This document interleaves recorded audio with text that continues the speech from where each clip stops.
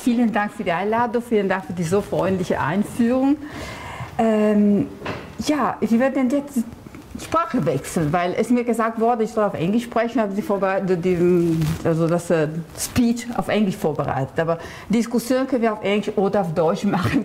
Es ist nur etwas schwierig für mich, zwischen zwei Fremdsprachen zu wechseln. Aber das können wir versuchen, also Übung wenigstens. Okay, we change it to English. And yeah, we will talk, as you see from the title, about memory. But memory is not one of the first issues of this center here. We are talking about media and computer and simulation.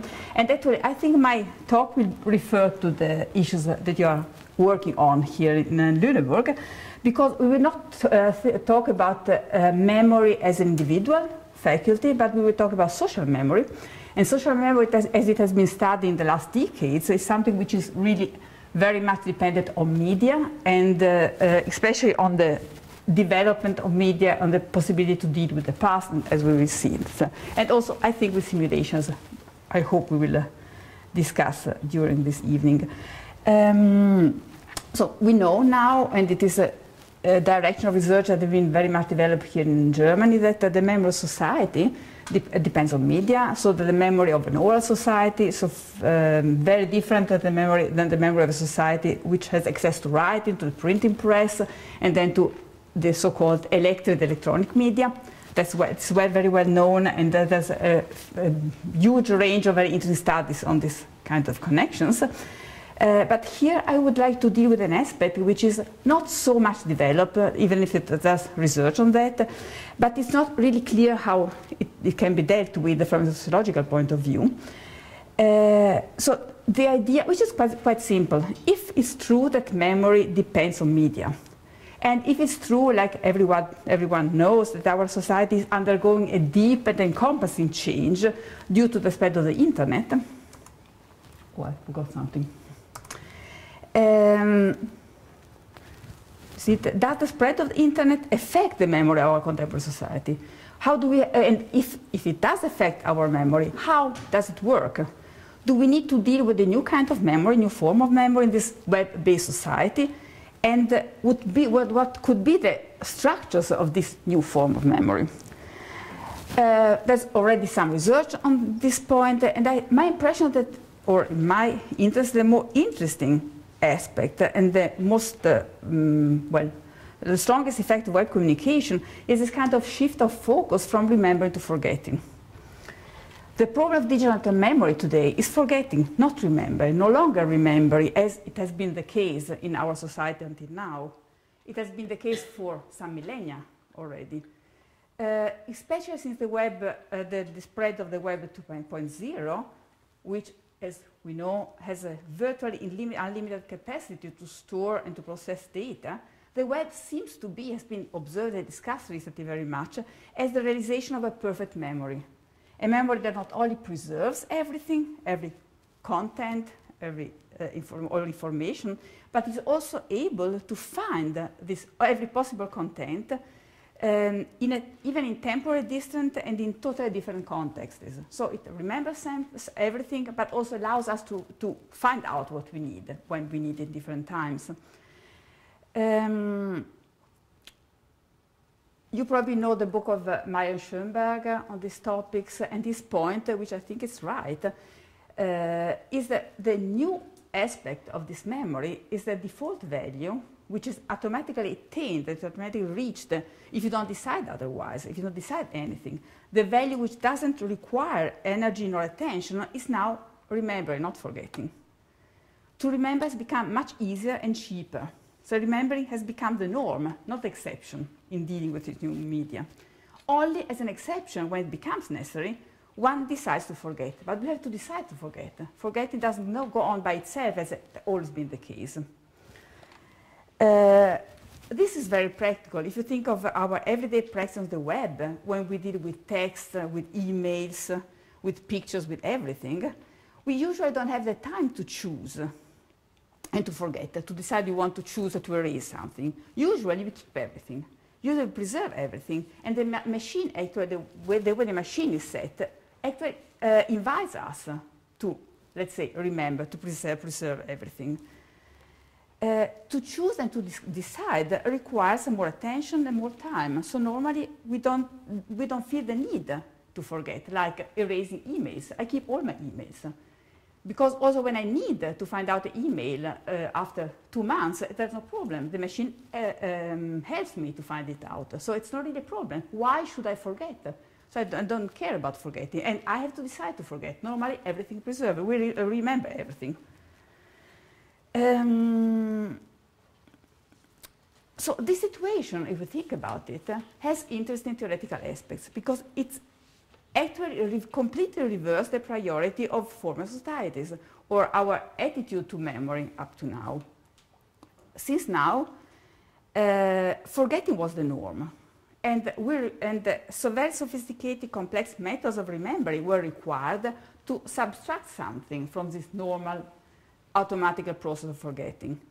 So the whole tradition of mnemotechnics in our society, in the Western society, at least till the spread of the printing press, had the aim, the goal, first of all, to remove context from this inexorable process of forgetting by organizing data, if you think of mnemotechnics, in these very complex constructions like caves and buildings and so on.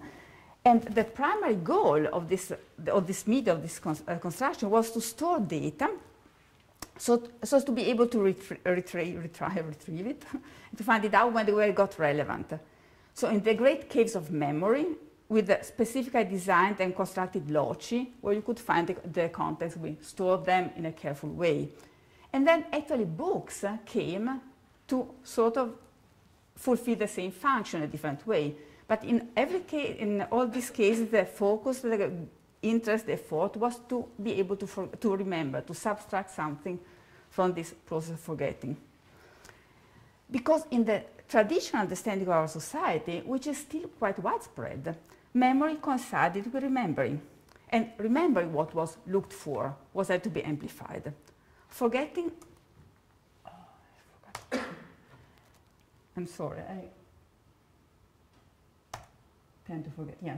Forgetting was understood as being merely the negation of memory, was something negative, only to be avoided as far as one could.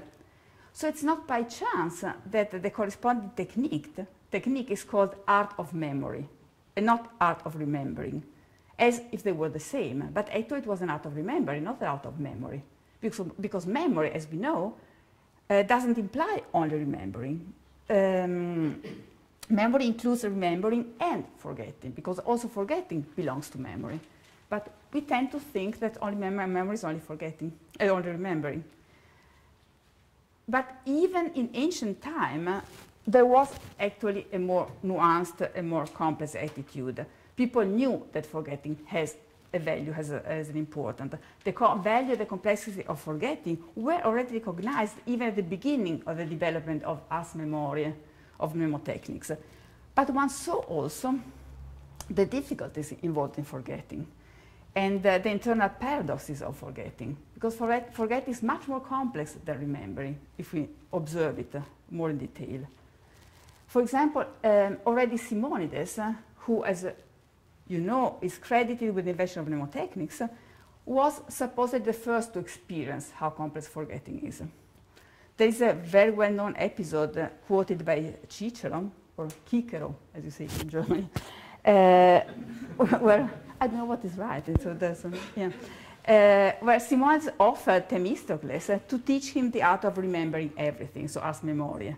But Themistocles answered that he was not interested at all in the art of memory. He was interested in someone who taught him to forget. He was interested in the art of forgetting, because that was really what one needs. Because, as we actually know now, if one is not able to forget, we don't, well, Nietzsche worked on that, there's a tradition on this kind of topics. But if you are not able to forget, you practically cannot use memory. You practically are not even able to observe and to differentiate, to think and to communicate. Classical examples, which are also very well known and very much discussed, are Borges' small stories about Funes, the memorist, or Luria's, I think, very, very interesting study about Kerensky, the man who remembered everything. People were completely unable to perform even the simplest logic operations. We're not able to deal with anything practical in everything life, but also not able to think in an abstract way. So not being able to forget has very heavy consequences. And that was well known since the beginning of development of the art of remembering. So it's not something what we have to discover first. And even the desire to forget, which is something which I don't discover for the first time, because it came out every now and then in the old history of mnemotechnics and the old history of our tradition with dealing with memory, with various unbelievably complex and convoluted procedures which had the goal to learn to forget efficiently in a controlled way. They called it ars oblivionalis, and different methods of this ars oblivionalis were suggested not by chance, especially in the 15th and 16th century. Not by chance, because we think dealing with media at once a development of the printing press, which raises different problems, but anyway, that's not the topic here.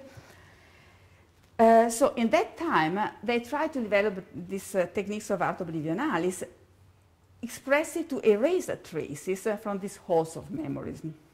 For instance, one imagined places where the memories were preserved, one imagined that they collapse or they burn down, or that there is a strong wind that blows away all the images and clears out everything. So the idea was you reach forgetting by erasing, cancelling, destroying memories.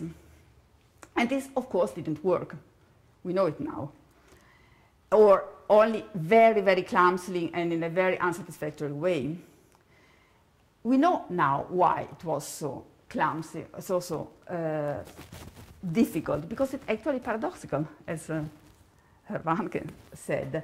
Because if you think about it in a moment, the techniques of forgetting always relies on techniques of remembering.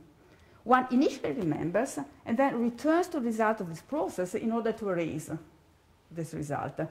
Or more precisely, in order to forget, one first has to remind oneself to remember. No, to remember, sorry, it's wrong here.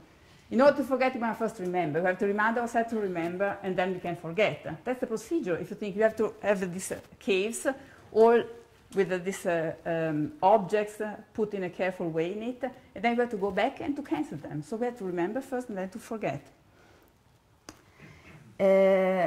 So the technique, this kind of erasing techniques for forgetting, always operate of the complexification of techniques of remembering. That's what Umberto Eco observed already some decades ago, when he said that the ars oblivionalis is always, unavoidably, an oxymoron. Sort of a paradox.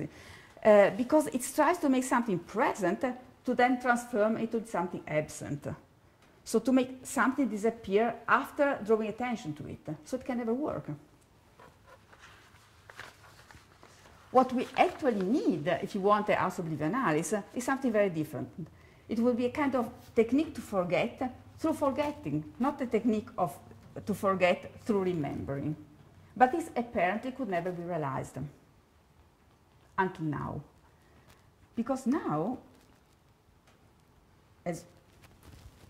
take that as a starting point, if internet is a memory of our society, we have to deal with a very strange memory, which not only remembers everything, but also seems to be able to produce information by itself. It seems to be, as it has been described by many authors, a sort of anticipation machine, which also answers questions that have never been posed, because it deals with data and in an autonomous way and is able to gain also previously unknown information. So it's a strange memory. It's a memory that produces also its own kind of information. It is a quite mysterious kind of web memory, which is linked with a very much discussed and very unclear new form of alleged web intelligence, which is connected on the one hand to the spread of the Web 2.0, on the other hand to the distribution of processing capacity in a so-called cloud, as you know, of computers which are connected to each other and possibly virtualized. New development that make possible to have a different way of dealing with contents that often is described as this kind of web intelligence.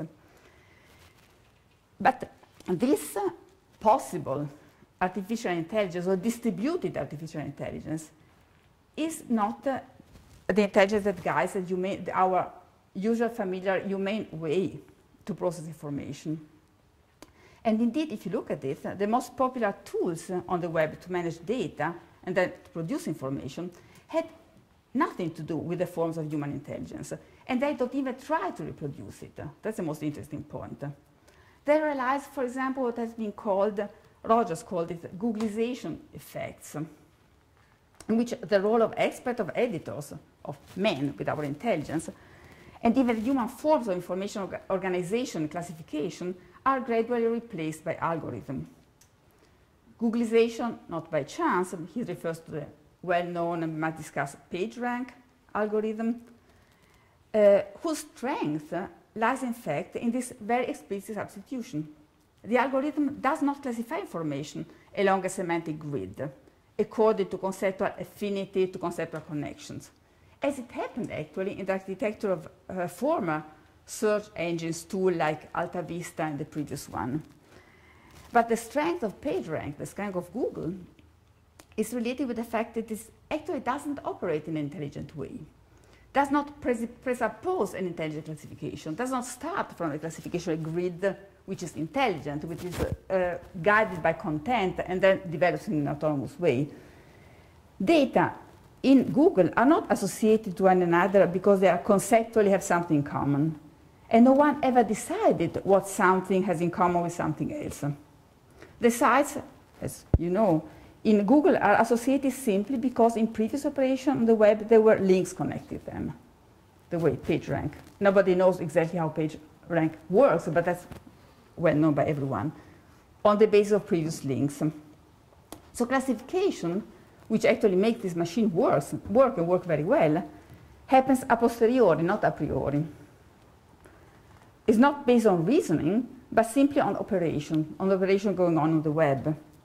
So you don't need to understand how the machine works, how the machine associates a particular site with another, because actually there's nothing to understand. The machine associates one content with another one only because they have previously been linked on the operation of the web. The machine is not smart and does not operate smart, but calculates and produces a result that becomes very smart. Because it is usually, as everybody knows in everyday life, these results are very useful, very helpful, and very informative. The user, we, every day, does not only find the information that interests him, but often also gets suggestions that he, the user, had not yet thought of. So the result is very intelligent, but it doesn't come out of an amplified use of intelligence. Because no human mind, as intelligent, as powerful as it is, would ever work in this way. Would never sieve the web with the flat automated procedures that are used by algorithms. But algorithms can be so effective and powerful precisely because they are not intelligent. They don't have to be intelligent. They don't have to deal with content. They don't have to understand anything. That's why they can operate so quickly and so powerful. So the result of this kind of tools, like Google, PageRank, and so on, and many other ones, as it has been observed now in the web, seems to come from a kind, we could say, parasitic use of intelligence. So the machine has an intelligent result because it identifies and uses the previous selection of users. The user who had the reasons, they had the concept and followed meanings. The machine combines and processes them and then returns to the user a sort of amplified image of the intelligence circulating the web. This could be the meaning of the so-called recommendation system or reputation economy or sort of definition that circulate in the research on the web. To try to find the definition of it. Reputation economy, recommendation system. The ideas of a mechanism that takes advantage of popularity as a signal of affinity, of a signal of connection, and gets from popularity, a sort of indexication and classification of concepts of sites, what will become from the machine. a sort of classification which is always mobile and always flexible, because it is not tied, it's not linked to any reasoning, and it's not linked to any ontology, as by former kind of search engines. So the intelligence of an algorithm, if we understand this way, in this way, is a kind, we could say, of reflected intelligence. An intelligence that involves the ability to capture and process the, in this case, intelligent choices of users. So you don't need to understand. Well, the machine doesn't need to understand the intelligent choices of user. And actually, there is in the work on this procedure nothing to understand, if not a result with the possible consequences it has.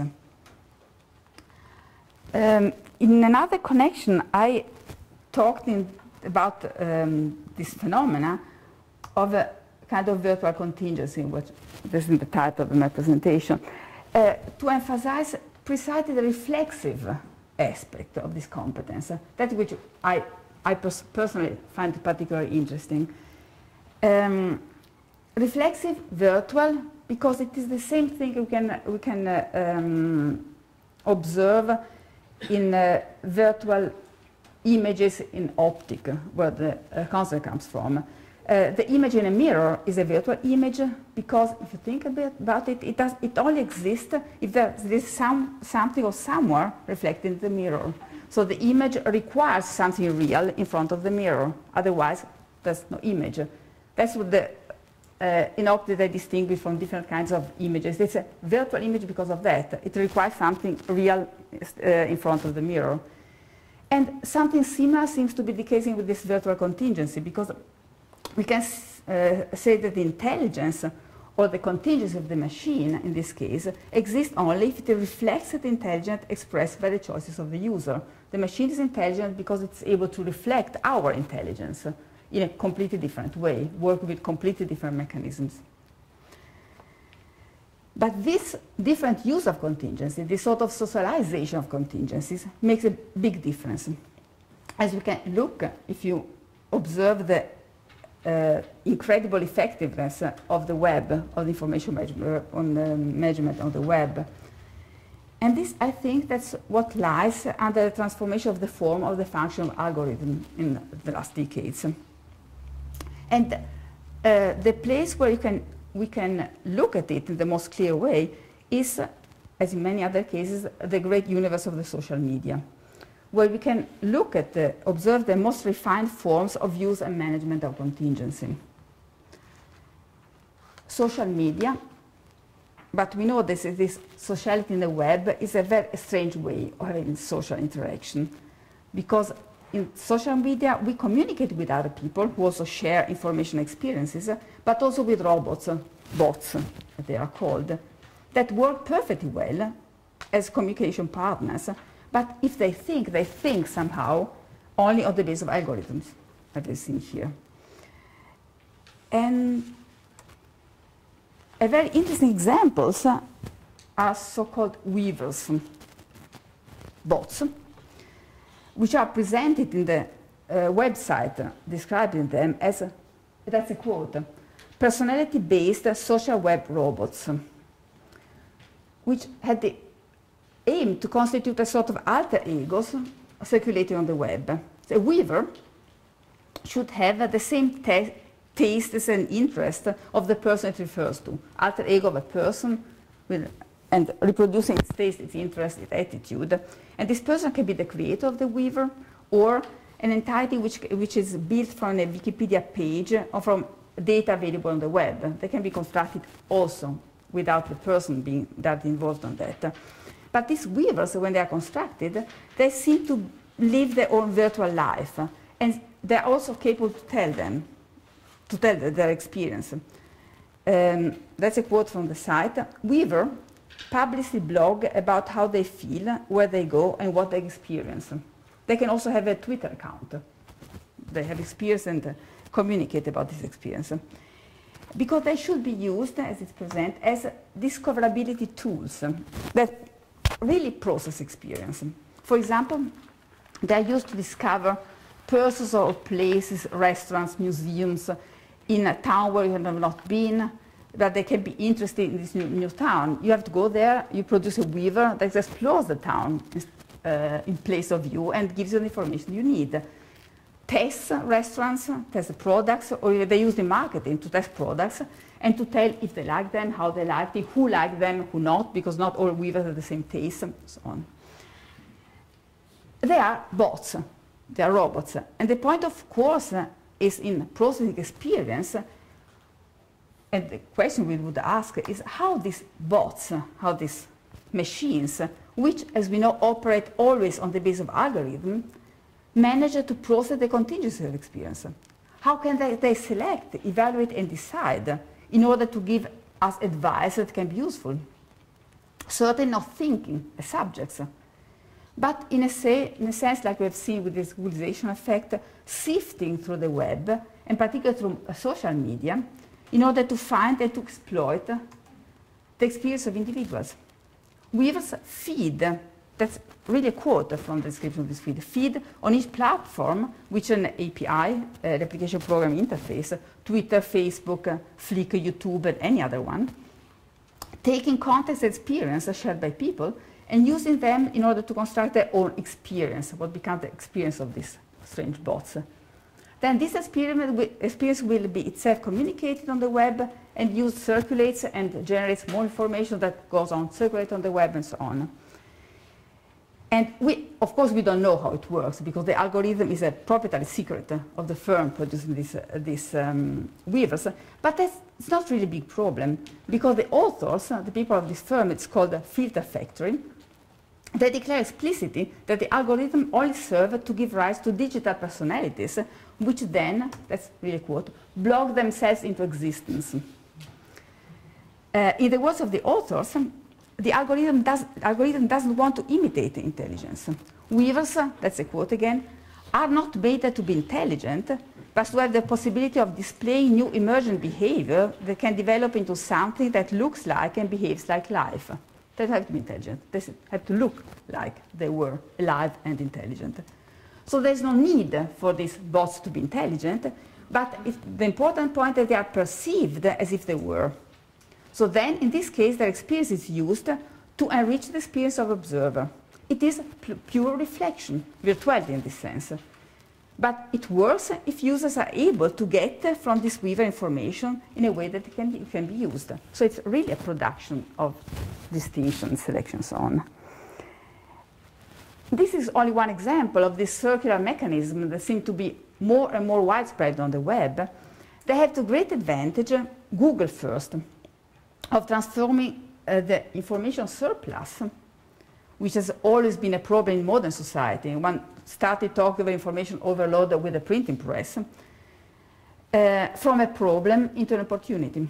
Because the growth of the web increases data and simultaneously improves the mechanism to select them, as Google. It makes it more reliable. When data increase, Google, and along with Google, the intelligent web using this kind of Googleization practices, does not break down under this so-called data deluge, or information overload, you want to call it, but functions work even better. The more data, the better the mechanisms work. But now I want to come back to our topic. What happens then if the web works this way with memory and forgetting, with our issue here? As we saw, and as people described it, this web memory is simultaneously a perfect machine for remembering and a perfect machine for forgetting as well. But as we've seen, the default value achieved without energy and without attention is now remembering and no more forgetting. But here, if that's true, and that the web is remembered perfectly and forgets also perfectly, but actually remembering goes by itself and forgetting requires energy, requires decision, we can observe also a strange reversal, a strange change of focus from our tradition. Because our web society, which automatically remembers everything, seems to look, to search, to have a sort of nostalgia for forgetting, which was impossible for a society. There's always more alarm for our loss of the ability to forget, for the pressure of our sort of overloading with memories. We seem to feel oppressed by memories, and of the real, very concrete inability to free ourselves from memories and from the burden of memory, in order to be able to deal with the future in a free way. The future seems to be limited and compressed by this weight of memories. So there's a new worry for what now seems to be what is called a natural right to oblivion, which seems to be threatened by the development of the web. And this is, well, we can talk about it, and there are many, many good reasons for that. The whole discussion about privacy, of course, it makes a lot of sense to be worried about this loss of the ability to forget. I'm not making jokes of that. It's, of course, very, very important. There's big practical consequences. But the interesting point, for the point of view of our discourse, that this seems to be exactly the opposite of what was the case in all preceding centuries. When our society, which before the web automatically forgot, has to use a lot of energy, a lot of strength in order to remember, valorized remembering. So when forgetting went by itself, we look for remembering. When remembering goes by itself, we seem to look for forgetting. So we reverse the priority. The symmetry gets in a different way. And it's not surprising because, as we saw, there's always been an asymmetry between memory and forgetting, as the also Bionalis discovered from the beginning. The relationship between remembering and forgetting is asymmetric because, as we've seen, the technique of forgetting is always basically relied on techniques of remembering.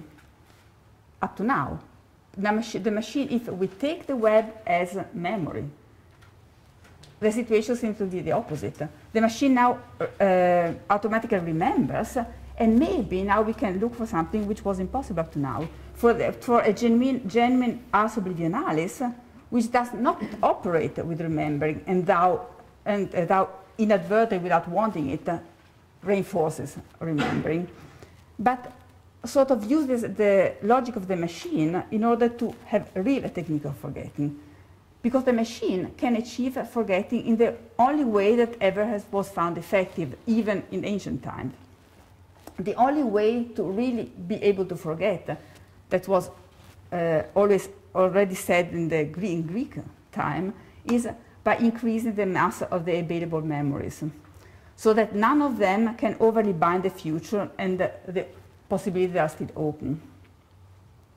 It has been said since ancient times that in order to usefully and effectively forget, we must not try to erase memories, because we've seen it doesn't work, because trying to erase memories just makes them more present and more intrusive. It should be better to turn the perspective upside down and then rather try to multiply memories if you want to forget, not to erase them. Because you can never, even the idea of erasing memories is very naive, because you can never go back to the original state of no information. Because information, when you get this, is sort of ingrained in the structure of the system and cannot be deleted anymore. So you can never go back to the past. But you can try to reach forgetting in a different way. You can try to neutralize information in order to regain the sort of freedom which was offered by forgetting. The freedom to act without being influenced by the past. The ability to keep the future open, which is the reason why we still need forgetting. And the most effective way to do so is to increase data and references to such an extent that it becomes then practically impossible to draw from this mass of data univocal information, univocal directions. In a sense, the idea would be that you should produce such an amount of noise that it sort of allows to regenerate randomness, indeterminacy and lack of control, which is the point of the openness of the future, the point of forgetting. So this was well known since many centuries, that in order to forget, we should multiply information and not erase it. But it was never useful. From the point of view of mnemotechnics, of the human way of managing memories, these proposals were completely unuseful. And indeed, the art oblivionalis was never able to develop them, so we never got a real ars oblivionalis. Because as long as the ability to remember is limited, as it always been the case until now, the disadvantages of these techniques of multiplying information would be greater than the potential benefits for the management of forgetting.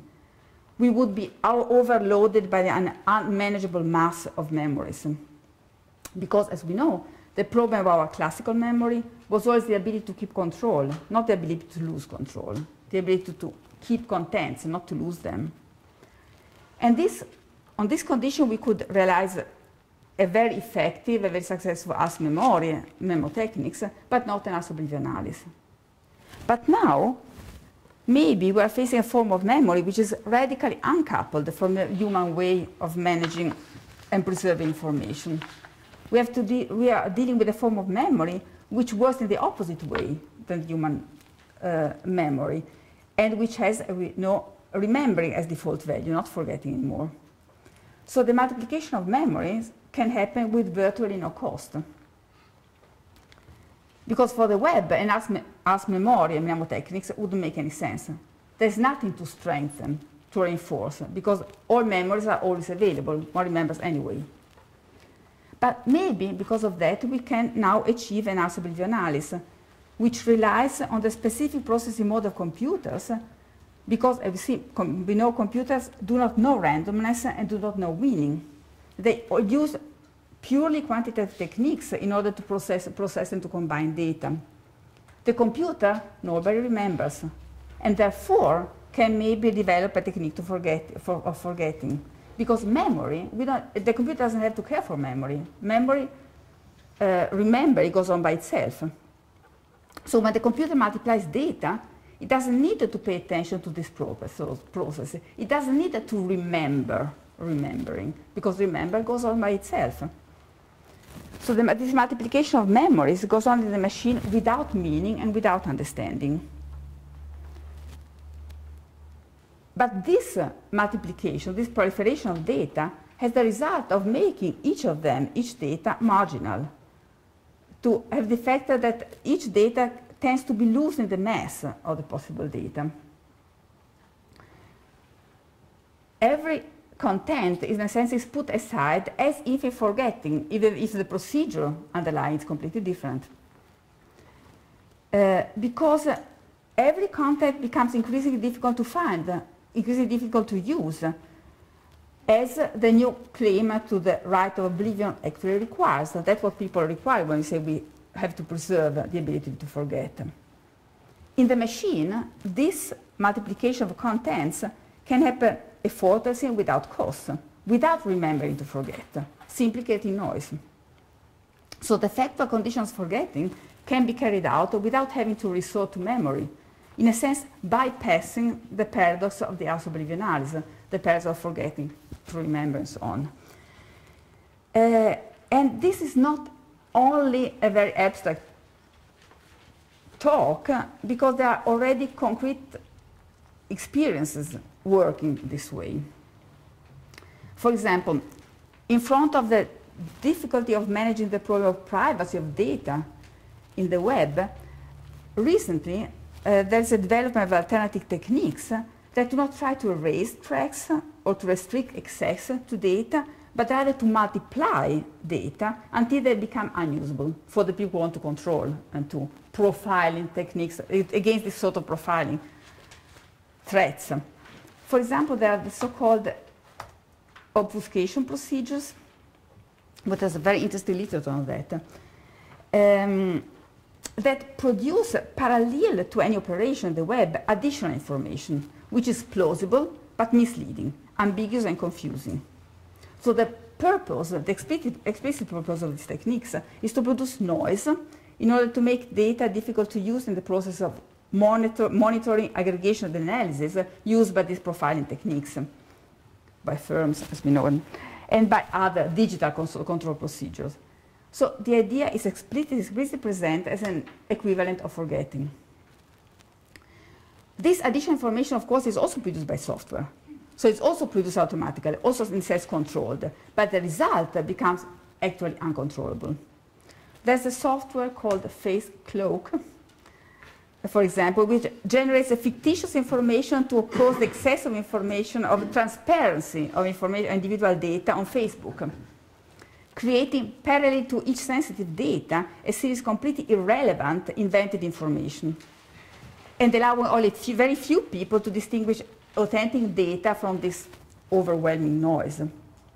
But there are also procedures which generate, whenever you do a query on Google, a series of parallel ghost queries that make it difficult, for example, for companies to find an authentic patterns of preferences, what companies are always looking on the web in order to have images of each of us.